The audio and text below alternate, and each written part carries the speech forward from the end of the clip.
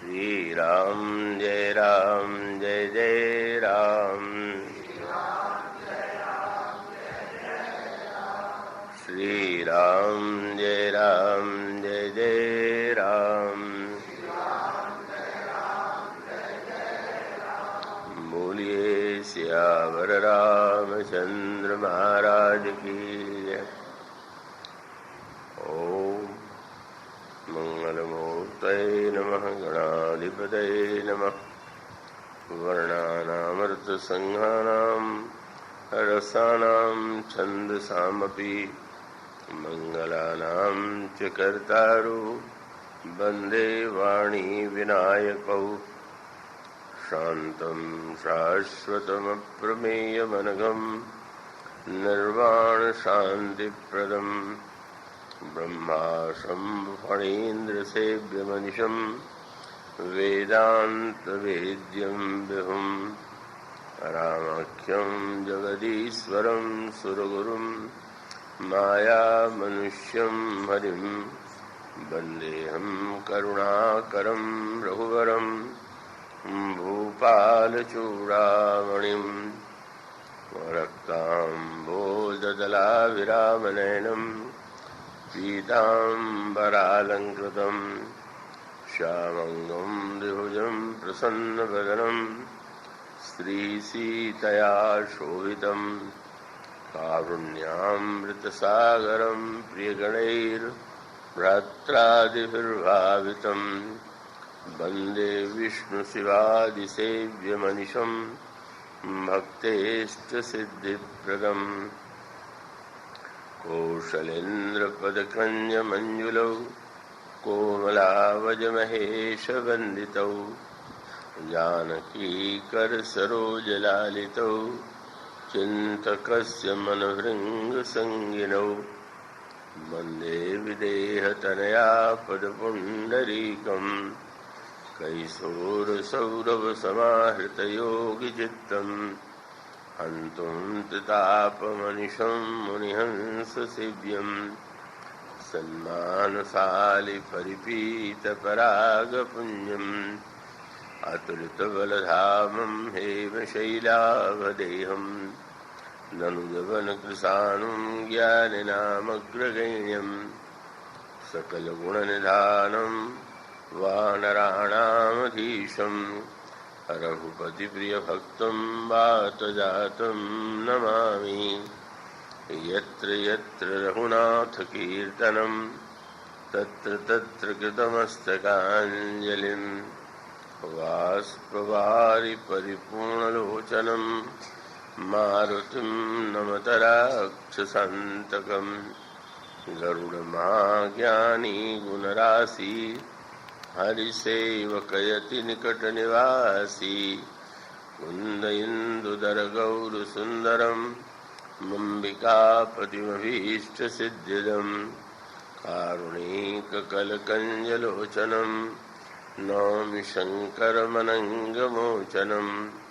प्रभु समर्थ सर्वज्ञ शिव सकलकलागुणधाम योगज्ञानवैराग्यनिधि प्रणतकल्पतरुणां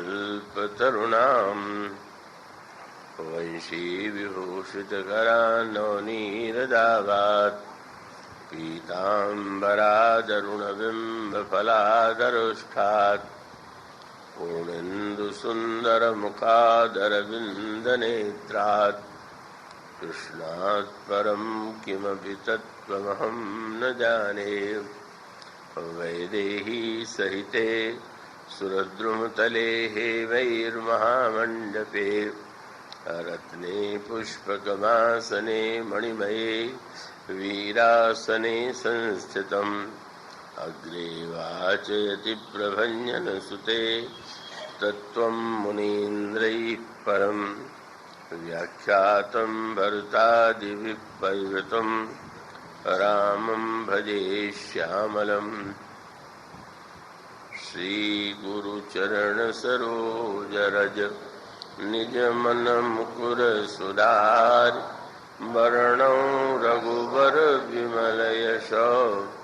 जोदायक फलचारि स्यावर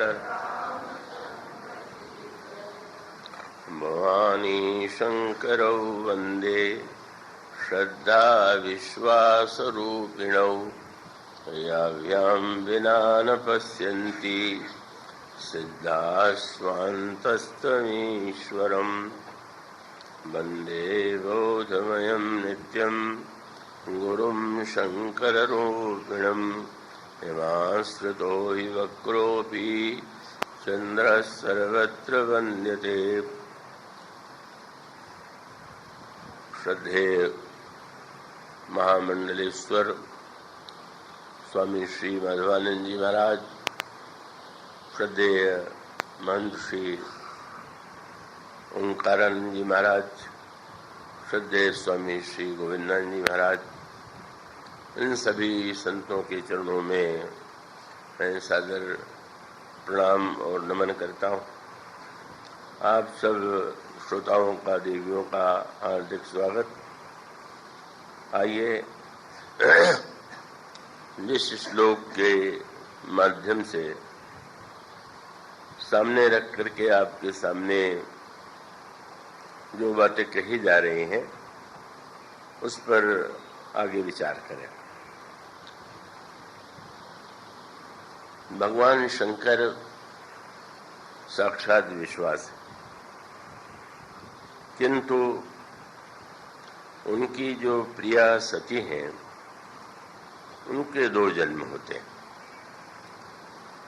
एक तो जब वे सती के रूप में दक्ष पुत्री के रूप में जन्म लेती हैं, और फिर दूसरे जन्म में जब वे हिमालय की पुत्री बन करके मैना के गर्भ से जन्म लेती हैं, तो ये जो सती और पार्वती के रूप में दो जन्म हैं उसका तात्पर्य क्या है?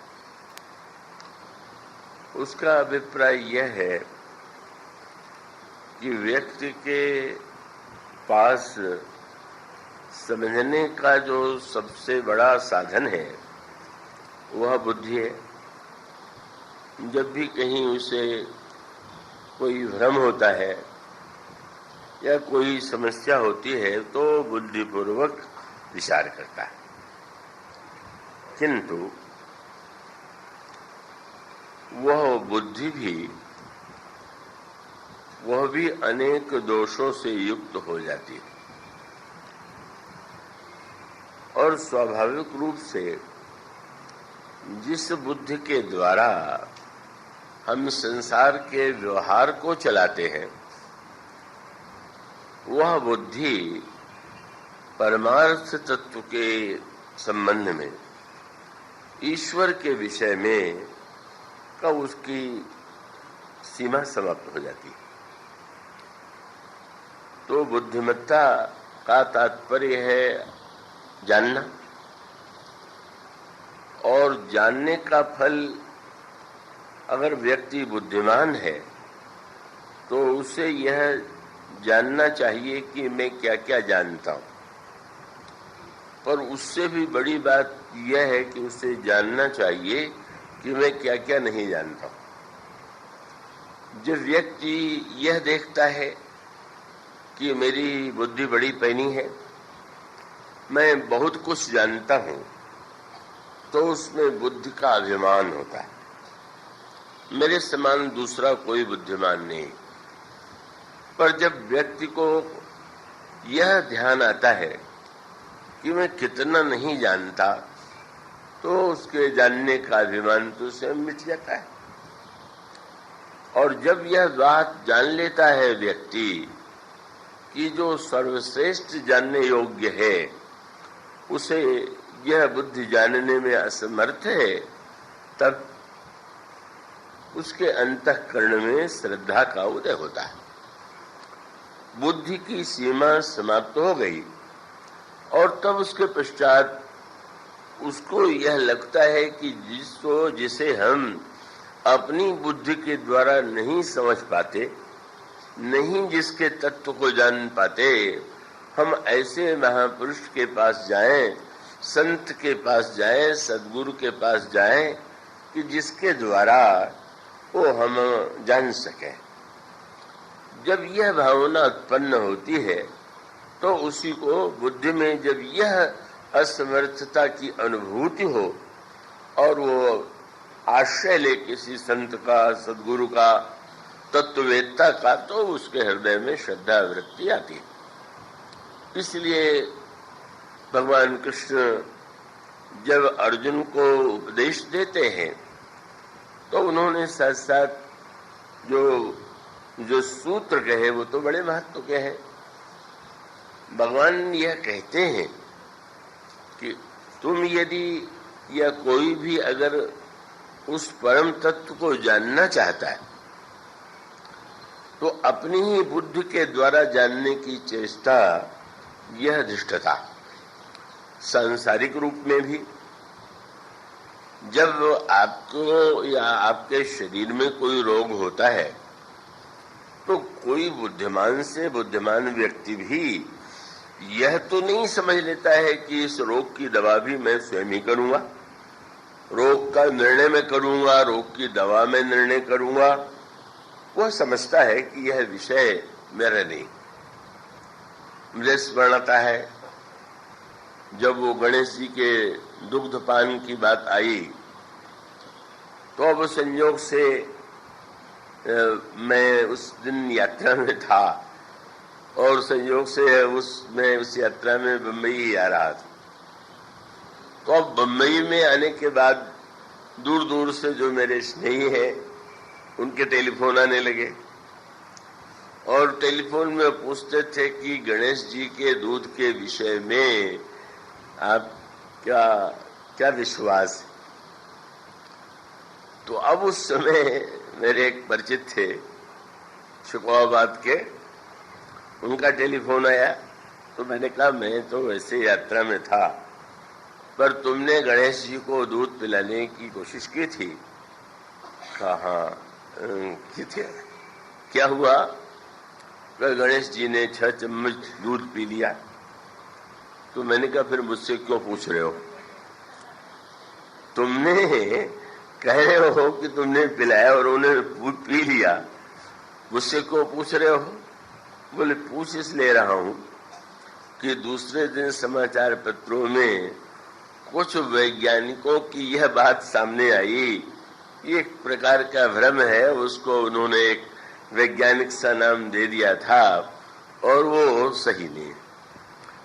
तो मैंने ये कहा कि तुमने प्रत्यक्ष देखा और वो वैज्ञानिक नामधारी, वैज्ञानिक माने का वो वैज्ञानिक समस्त जो भौतिक विज्ञान है उसके भी किसी एक शाखा को जानने वाला व्यक्ति है। और अब देखते हैं स्वयं डॉक्टरी में भी देखते हैं कि वो अलग अलग अंग या अलग अलग रोग के विशेषज्ञ हैं। तो वो ये दावा नहीं करता कि मैं तो सारे रोगों के विषय में जानता हूं और विनम्र होकर कहता है कि ये मेरी समझ से दूर है। तो मैंने कहा कि तुम जिस वैज्ञानिक नाम के उस भाषण से प्रभावित हो गए वो किस विज्ञान का ज्ञाता है? वो भौतिक विज्ञान के किसी शाखा का ज्ञाता है कि मूर्ति विज्ञान का पंडित है? कितना हम लोगों के जीवन में विज्ञान नाम के इस विचित्र का ऐसी अद्भुत बात आ गई है। विज्ञान बहुत महत्वपूर्ण है पर उसकी सीमा, उसका क्षेत्र अलग है और जिस विषय में विज्ञान ने प्रगति की है का उस विषय में का विज्ञान की बातें बहुत उसकी विलक्षणता सामने आती है। पर जो विज्ञान का, भौतिक विज्ञान का विषय ही नहीं है उस विषय में उससे प्रमाण पत्र पाने की चेष्टा, ये तो मूर्खता की पराकाष्ठा। मैंने कहा कि अगर तुम वैज्ञानिकों से प्रमाण पत्र पाना चाहो तो पहले ईश्वर को ही अस्वीकार करो, मूर्ति की बात तो जाने दो, क्योंकि विज्ञान ने तो आज तक ईश्वर का भी कोई प्रमाण नहीं पाया। तो आप बहुत विज्ञान का प्रमाण पत्र लेने जाएंगे तो नास्तिक बनिए तब आपको प्रमाण पत्र मिलेगा। ये मनुष्य की कैसी विचित्र बुद्धि की विडंबना है। ये हर व्यक्ति का हर विषय में ज्ञान नहीं होता और ज्ञान नहीं होता तो उस विषय में उसकी बात का कोई महत्व नहीं। तो मैंने मुस्कुरा। मैंने हंस करके व्यंग में कहा कि वो तो उसी प्रकार की बात है कि एक सज्जन बैठे और वो थोड़े देर तक बड़े आनंद से बैठे हुए थे, समाचार पढ़ने लगे और उसको पढ़ने के बाद उन्होंने कहा कि जल्दी से हीटर लाओ। क्या हुआ, जाड़ा लगने लगा क्या? कल समाचार पत्र में मिला और लगा हुआ है, पढ़ा मैंने कि आज बड़ी शीतलहर। ठंड उन्हें लगी नहीं, समाचार पत्र में पढ़ करके लगा कि आज बहुत शीत। कितनी बड़ी बुद्धिमत्ता है। आप, मुझे इस प्रसंग में बात भूलती नहीं है। एक बहुत बड़े आयुर्वेद के वैद्य थे काशी के, और बड़े उनकी उनको बड़ा सम्मान प्राप्त था, त्र्यंबक शास्त्री। और बहुधा उनके पास लोग बहुत असाध्य रोगों को लेकर के ही जाते थे, और वो कटुभाषी इतने थे कि बहुत देर से कोई रोगी आवे तो ये कहे बिना नहीं रहते कि चलो बड़ा अच्छा हुआ तुम आ गए। तो हमने सोचा होगा कि त्र्यंबक शास्त्री की दवा से अच्छे हो जाएंगे तो ठीक ही है, नहीं काशी में मरेंगे तो मुक्ति तो हो ही जाएगी। बहुत ही उनके स्वभाव में बात थी, पर उस विषय के वो इतने बड़े पंडित थे कि लोग आते थे। तो वहां उसमें अंग्रेजों का राज्य था, वहां का जो शासक था, डीएम था, वो स्वस्थ हो गया। उसकी बड़ी दवा की गई, अच्छे से अच्छे एलोपैथी के डॉक्टर बुलाए गए, उसके रोग को समझ करके दवा नहीं दे पाए, नहीं अच्छा कर पाए। तो किसी ने नाम ले लिया कि न हो तो त्र्यंबक शास्त्री जी को ही बुला के दिखा दिया जाए। आ गए, शास्त्री जी ने देखा, रोग समझ लिया, दवा दे दिया और वो स्वस्थ हो, जो अंग्रेज डीएम था वो स्वस्थ हो गया। उस समय वहां का जो अंग्रेज सिविल सर्जन था का वो बड़ा प्रभावित हुआ शास्त्री जी से, और वो लिख करके एक कागज उसने शास्त्री जी को थमा दिया। शास्त्री जी ने पूछा कि ये क्या है? बोले मैं प्रमाण पत्र दे रहा हूं कि आप बहुत योग्य वैद्य। उन्होंने फाड़ करके फेंक दिया, अरे मूर्ख, तुझ जैसे मूर्खों का मैं प्रमाण पत्र लूंगा? जिस रोग को तू समझ नहीं पाया, दवा नहीं दे पाया, अब तू मुझे प्रमाण पत्र देगा कि मैं योग्य हूं? मानो वो उनका विश्वास अपनी चिकित्सा पद्धति पर था। तो इस प्रकार से सच बात तो ये है कि जब आप बस ये सोच लेते हैं कि आज वैज्ञानिक युग है और सबके लिए इन वैज्ञानिकों का प्रमाण पत्र मिलना चाहिए, ये बहुत बड़ा दुर्भाग्य है। इस भ्रम में पड़ने की आवश्यकता ही नहीं है कि जो वस्तु उनका विषय ही नहीं। मूर्ति विज्ञान के विषय में प्रमाण तो प्रहलाद है, जिन्हें हम प्रमाण मानते हैं। मूर्ति विज्ञान के विषय में तो प्रमाण गोस्वामी तुलसीदास जी है, उनकी रामायण है कि जिसने मूर्ति का तत्व नहीं जाना, मूर्ति की साधना नहीं किया, वह व्यक्ति जो कहे उसकी बात को विज्ञान के आधार पर जो अस्वीकार करते हैं, उनकी तो वैज्ञानिक बुद्धि पर ही आश्चर्य होता है। तो वस्तुतः बुद्धि की अपनी एक सीमा है। जिस समय का महारानी सुनैना ने चित्रकूट में जनक जी से कहा कि श्री भरत के विषय में आपके क्या विचार हैं, तो उन्होंने यही कहा कि महारानी कुछ विषयों में मेरी बुद्धि काम करती है। किन विषयों में? बोले धर्म, राजनय, धर्म में, राजनीति में और ब्रह्म विचार में। यहाँ यथामति मोर प्रचार, ब्रह्म में, वेदांत में, राजनीति में और धर्म के विषय में मेरी बुद्धि काम करती।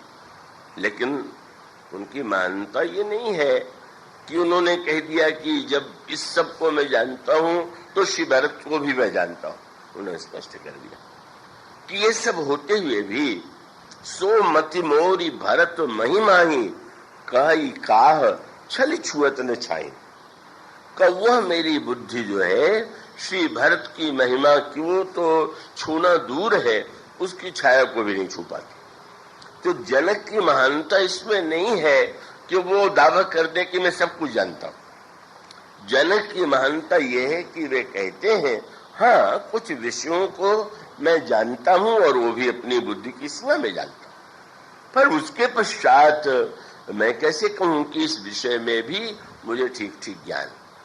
तो ये जो एक असामर्थ्य की अनुभूति है, और सच बात तो यह है कि जो जितना बड़ा मूर्ख होता है उसको अपनी बुद्धिमत्ता पर उतना विश्वास होता है, क्योंकि उसको अपने अज्ञान का पता नहीं होता। और जो जितना महान होता है उसको अपने ज्ञान की कमी का उतना ही भान होता है।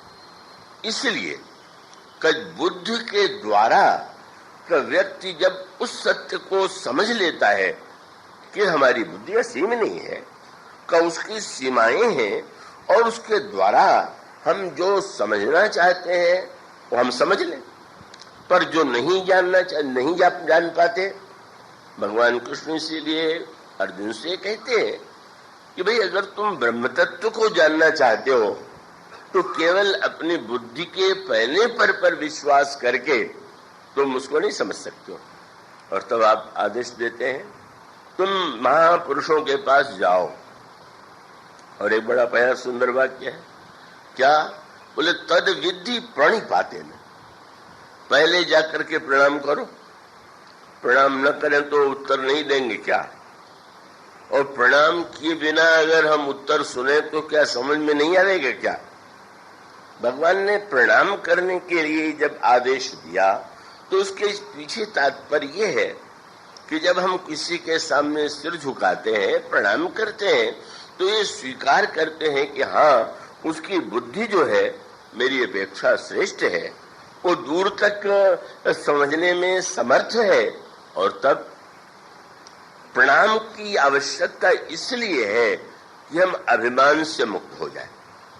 अगर व्यक्ति में अभिमान है तो वो सोचेगा कि मैं जब सबसे बड़ा बुद्धिमान हूं तो दूसरे को प्रणाम क्यों करूं। लेकिन जिसको ये ज्ञात हो गया, तो भगवान ने अगर प्रणाम को, प्रणिपात को इतना महत्व दिया, तो उसका तात्पर्य यह है कि हम श्रद्धा पूर्वक बुद्धि का अभिमान छोड़ करके किसी सद्गुरु, संत या महापुरुष के जाएं, और फिर परिप्रश्नेन, प्रणाम करने के बाद तब उससे प्रश्न करें। अच्छा, प्रश्न का उत्तर मिल गया तो अब तो समझ में आ गई। उनका ना परिप्रश्नेन सेवया, पहले प्रणाम करो, बाद में प्रश्न करो और बाद में सेवा करो। और फिर वही अर्थ है कि सेवा करने का तात्पर्य क्या, सेवा करने का अर्थ क्या है, उसका अभिप्राय है उसे आप यूं कह लें कि जैसे कोई वस्तु आपको दी जाए, पर जो वस्तु दी गई आपने बर्तन में लिया, पर आपका जो बर्तन है अगर उसमें ही कोई दोष है, तो उसमें कोई खटाई लगी हुई है, या स्वयं बर्तन ही ऐसा है कि जिसमें जा करके वस्तु बदली जाती है, तो आप उसमें जो डालेंगे वो वस्तु तो विकृत हो जाएगी, वो तो स्वाभाविक बदल देगी। और इसका अर्थ ये कि विनम्र हो करके हम प्रश्न ही न करें, अपितु जो कहने वाले ने, संत ने, गुरु ने कहा है उसे धारण करने के लिए हमारे जीवन में पात्रता आवे, और वो पात्रता ही सेवा है। सेवा के द्वारा हमारे हृदय में इस भावना का उदय होता है, जिन्होंने इतना महान ज्ञान दिया, जिन्होंने इतने तत्व का उपदेश दिया, सेवा करके हम अपने को धन्य बनाते हैं। इसलिए वही बात भगवान राम सबरी जी को उपदेश देते हुए जब ये कहते हैं कि सबरी गुरुपद पंकज सेवा, प्रभु ने कहा गुरु के चरणों की सेवा, यह मेरी तीसरी भक्ति है। पर वहां भी वो शब्द जुड़ा हुआ है, गुरुपद पंकज सेवा तीसरी भगति अमान, मान रहित हो करके गुरु के चरणों की सेवा करना, ये मेरी तीसरी भक्ति है। और उसका अभिप्राय है वहां पर भी भगवान राम अभिमान के त्याग और सेवा, इसको भक्ति के संदर्भ में महत्व देते हैं। और गीता में भगवान कृष्ण भी कई इसी बात को तद्विधि प्रणिपाते न परिप्रश्न सेवया, इस माध्यम से उन्होंने इस बात को सामने रखा। बस इसका अर्थ ये है, इसका तात्पर्य है कि सती की जो समस्या है, मैं ऐसा करता हूं कि आप लोग चैतन्य रहेंगे। एक अनुभव तो मुझे अच्छा हुआ कि सवेरे कुछ सोने का अधिक लोग आनंद लेते हैं। इस समय वो रोग कम है, पर वो रोग हो ही नहीं, ऐसा नहीं है। तो आप कृपा करके एकाग्र रहेंगे, क्योंकि मनोरंजन की कोई बात तो आपको मिली नहीं है। तो उसका अर्थ है कि सती की सबसे बड़ी समस्या ये है कि वो अपनी अपेक्षा किसी को बुद्धिमान मानती नहीं। सबसे बुद्धिमान अपने को मानती है, क्योंकि मेरे पिताजी प्रजापति हैं और प्रजापति उनको बनाया ही इसीलिए गया है कि संसार में उनके समान कोई चतुर नहीं, कोई बुद्धिमान नहीं। और उनकी बेटी तो मैं तो अत्यंत बुद्धिमान हूं। इसी का परिणाम होता है कि वे कथा से वंचित रह गई, कथा में पहुंच करके भी कथा से वंचित रह गई, और भगवान शंकर के समझाने के बाद भी उनके हृदय का भ्रम दूर नहीं हुआ। बड़ी मीठी बात, अगर विनम्र हो तो साधारण व्यक्ति से भी बात आप समझ लेंगे, और अभिमान हो तो शंकर जी ही क्यों न उपदेश दें, क्यों आप उसको समझ नहीं पाएंगे। मानो शंकर जी को भी मैं पतिव्रता हूं, पूजा करती हूं, पर ये थोड़ी है कि शंकर जी मुझसे अधिक बुद्धिमान, ये छिपा हुआ संस्कार है। और इसीलिए वह संकेत आता है कि जब उन्होंने भगवान के प्रभाव को देखा तो देखने के पश्चात नेत्र मूंद लिया। किंतु बुद्धिमान व्यक्ति की समस्या ये है कि वो सरलता से हार थोड़ी मानता है। एक आध क्षण के लिए जैसे थकने पर कोई आंख मूंद ले या बहुत परिश्रम करने के बाद आंख लग जाए, इसी तरह से बुद्धिमान व्यक्ति थोड़ी देर के लिए का वो ऐसा कर लेता है जैसे सती जी ने किया। लेकिन आगे चल करके स्पष्ट हो गया, जब सती जी नेत्र मूंद करके बैठ गईं, भगवान की महिमा और प्रभाव का दर्शन कर लिया, और जब भगवान शंकर के पास आई तो भगवान शंकर ने पूछ दिया, लीन परीक्षा कौन विधि, आपने किस विधि से परीक्षा लिया? क्यों? बोले अनादिकाल से आज तक मुझे उस विधि का पता नहीं है कि ईश्वर की परीक्षा कैसे ली जाती है। और आप इतनी विद्वान है, बड़े बाप की बेटी है, आपने कोई विधि जरूर निकाली होगी, तो बताइए आपने किस विधि से परीक्षा ली? पर भगवान शंकर ने वाक्य कह दिया, क्या लीन परीक्षा कौन विधि, कहूं सत्य संवाद, बिल्कुल सच सच बताइएगा। बुद्धिमान लोग सच बोलने में भी संकोच करते हैं। कब उनको लगे कि किसी बात को बता देने में मेरी बुद्धि की हेठी मानी जाएगी, तो वो तो सहन नहीं है। का एक साधारण व्यक्ति तो मान लेगा मेरी भूल है, पर बुद्धिमान को लगता है कि कहीं ये बता देने पर सामने वाला हमें मूर्ख न समझ ले या हमारी हंसी न उड़ावे। इसलिए भगवान शंकर ने कहा, दक्ष पुत्री परीक्षा की विधि बताओ और सच सच बताना। बस फिर वही बुद्धि का छल, वही कपट। शंकर जी के सामने अगर मैं कहूंगी कि मैंने सीता जी का वेश बनाया और श्री राम ने मुझे प्रणाम किया, मुझसे पूछ दिया कि आपके पतिदेव कहाँ हैं, आप जंगल में अकेले कहाँ भटक रही हैं, तो बड़ी हेठी हो जाएगी। और हेठी हो जाएगी क्योंकि प्रभु ने व्यंग भी कर दिया था, जोरी पानी प्रभु की न प्रणामू, पिता समेत लीन निज नामू। और कहे प्रणाम तो किए ही, फिर कहाँ वृषकेतु, शंकर जी कहाँ?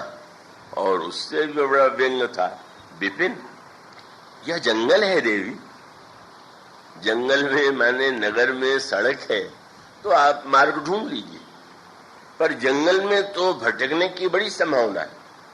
बाहर के जंगल में भी व्यक्ति भटक जाता है और संशय हृदय में आ जाए तब तो और भी भटक जाता है। मानो संकेत था कि जंगल में और शंकर जी का साथ आपने छोड़ दिया।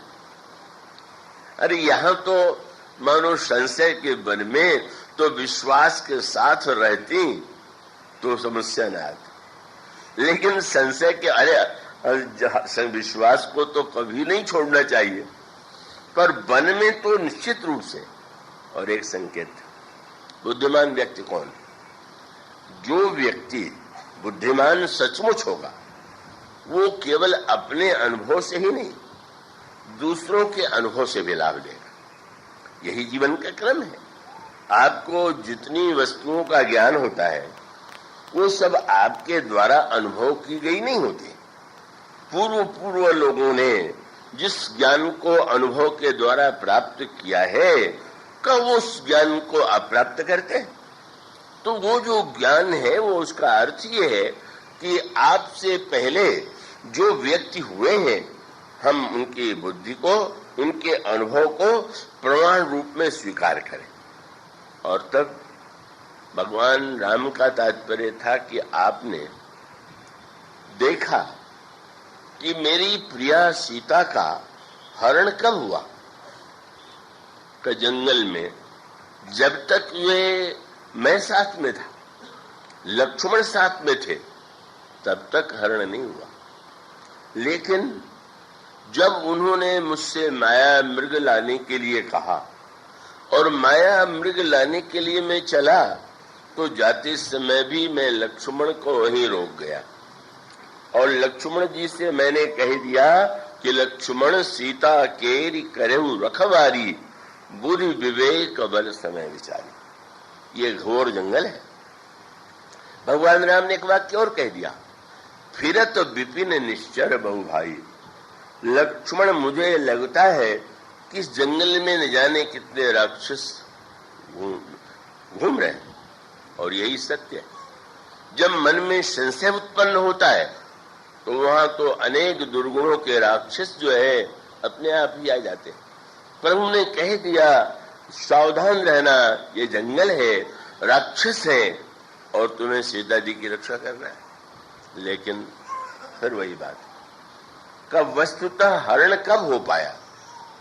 जब मृग का स्वर श्री सीता जी ने सुना और सुन करके उनको भ्रम हुआ कि ये श्री राम का स्वर है, तो श्री राम के स्वर का, कृपा करके देवी जी अगर बच्चे को जरा लेके बाहर जाएंगी तो लोग, तो जब उन्होंने मृग का स्वर सुना, कई लोग ये समझते हैं कि मृग ने श्री राम के स्वर की नकल करके लक्ष्मण को पुकारा, पर ये रामायण में बिल्कुल नहीं। मनमानी बात कहना वो उन वक्ताओं का स्वभाव है कि जो बिना सोचे ही समझे रामायण के सिद्धांतों से दूर चले जाते हैं।